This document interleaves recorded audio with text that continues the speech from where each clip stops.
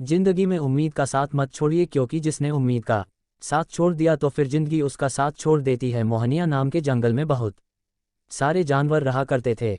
इस जंगल में रामू हाथी और राजू बंदर भी रहा करते थे। इन दोनों के बीच बड़ी ही गहरी मित्रता थी। इनकी दोस्ती को लेकर पूरे जंगल में मिसाल दी जाया करती थी। रामू हाथी पूरे जंगल में सबसे ताकतवर जानवर था, तो वहीं पर राजू बंदर जंगल का सबसे बुद्धिमान जानवर था। इसलिए जंगल का राजा गब्बर शेर भी दोनों की बहुत इज्जत करता था, तथा जंगल में अगर किसी प्रकार का कोई विवाद हो जाता तो गब्बर शेर रामू हाथी और राजू बंदर से सलाह लेकर ही विवाद का निपटारा किया करता था। रामू हाथी और राजू बंदर के साथ जंगल के राजा का इस तरह का बर्ताव देखकर जंगल के दूसरे जानवर रामू हाथी और राजू बंदर से मन ही मन बहुत चिढ़ते थे।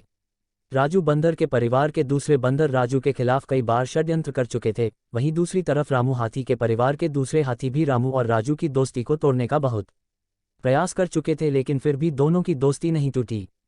रामू हाथी और राजू बंदर हमेशा साथ ही रहा करते थे। जंगल के दूसरे जानवर रामू हाथी और राजू बंदर के सामने आने पर उनका आदर करते थे। हालांकि मन ही मन जंगल के दूसरे जानवर रामू हाथी और राजू बंदर से जलते थे। इसी जंगल में पप्पू सियार भी रहता था। जंगल के सभी सियार पप्पू सियार को अपना नेता मानते थे, इसलिए पप्पू सियार अपने आप को जंगल के राजा से कम नहीं मानता था।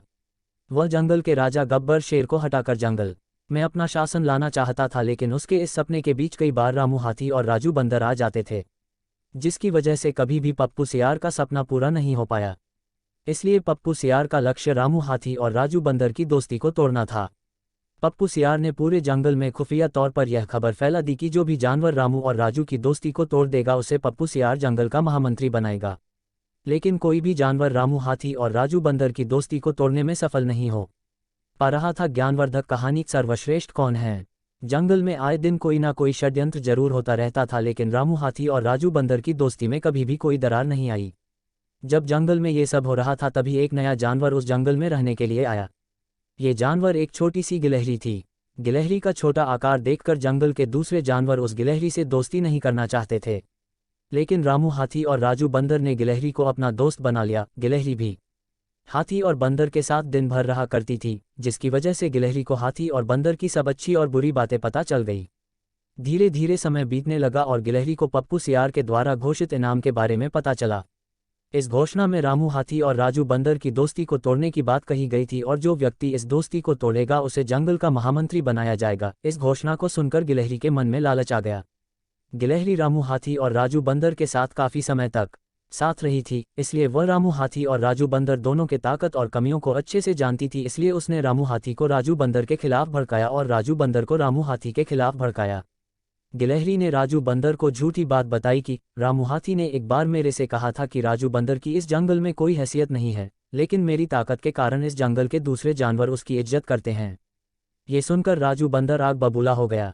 तो वहीं पर गिलहरी ने हाथी को भड़काया कि राजू बंदर कह रहा था कि अगर मैं रामू हाथी के साथ ना होता तो रामू हाथी कब का भूखा मर गया होता, क्योंकि मैं ही रामू हाथी को केले लेकर आता हूँ और ऊंचे पेड़ों में लगे हुए फलों को मैं ही तोड़कर उसे खिलाता हूँ।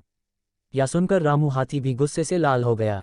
गिलहरी की ऐसी मन को चोट पहुंचाने वाली बातों को सुनकर रामू हाथी और राजू बंदर दोनों के आत्मसम्मान को ठेस पहुंचा, और देखते ही देखते रामू हाथी और राजू बंदर के बीच में दोस्ती टूट गई और दोनों एक दूसरे को देखना भी पसंद नहीं करते थे। आखिरकार पप्पू सियार यही चाहता था कि रामू हाथी और राजू बंदर दोनों की दोस्ती टूट जाए। फिर उसने गब्बर शेर के पास जाकर उसे भड़काया कि रामू हाथी जल्दी ही तुम्हें सिंहासन से हटाकर खुद वहां पर बैठने वाला है और जंगल में रामू हाथी राज करना चाहता है। जब गब्बर शेर ने ये खबर सुनी तो उसने रामू हाथी को जंगल से बाहर निकल जाने का आदेश दिया और षड्यंत्र करके रामू हाथी को शिकारी के माध्यम से पकड़ा दिया और उसे दूर चिड़ियाघर भेज देने की व्यवस्था कर दी। अब पप्पू सियार को रोकने वाला दूर दूर तक कोई नहीं था, इसलिए एक दिन पप्पू सियार ने अपने सभी सियार दोस्तों की सेना तैयार की और गब्बर शेर के ठिकाने पर आक्रमण करके गब्बर शेर को मारकर खुद जंगल का नया राजा बन गया। और राजा बनते ही पप्पू सियार ने रामू बंदर को भी पकड़कर उसे मृत्युदंड दे दिया। गिलहरी को भी अपने प्राण पर संकट महसूस हुआ, इसलिए वह भी खुद जंगल छोड़कर चली गई, क्योंकि उसे पता चल गया था कि पप्पू सियार उसे मंत्री नहीं बनाएगा। क्योंकि जब गिलहरी अपने दोस्तों की सगी नहीं हो पाई तो पप्पू सियार की क्या सगी होती है। ज्ञानवर्धक कहानी लकड़बग्घा और ऊंट। इस तरह से इस कहानी में बाहर से आए एक छोटी सी गिलहरी ने दो दोस्तों के बीच में शंका उत्पन्न करके उनकी दोस्ती को तोड़ दिया, और दूसरों की बात को सुनकर निर्णय करने वाला राजा अपने पद से हाथ धो बैठा और धूर्त लोग इसका फायदा उठाकर सत्ता हासिल करने में सफल हो गए। इसलिए इस कहानी से यह पता चलता है कि किसी तीसरे व्यक्ति के सुनी सुनाई बातों पर विश्वास नहीं करना चाहिए, वरना दोस्ती के साथ साथ धन संपदा से भी हाथ धोना पड़ता है। बुद्धिमान लोगों ने कहा है कि कई बार आंखों से देखा भी गलत होता है, इसलिए बिना जांचे पारखे किसी निर्णय में नहीं पहुंचना चाहिए। हमारे इस चैनल यानी चैंपियन 786 को सब्सक्राइब कर लीजिए और साथ में घंटी को दबाकर ऑल पर सेट कर लीजिए ताकि आने वाली वीडियो आपको तुरंत मिलती रहेगी। फिर मिलेंगे अगले एपिसोड में। धन्यवाद।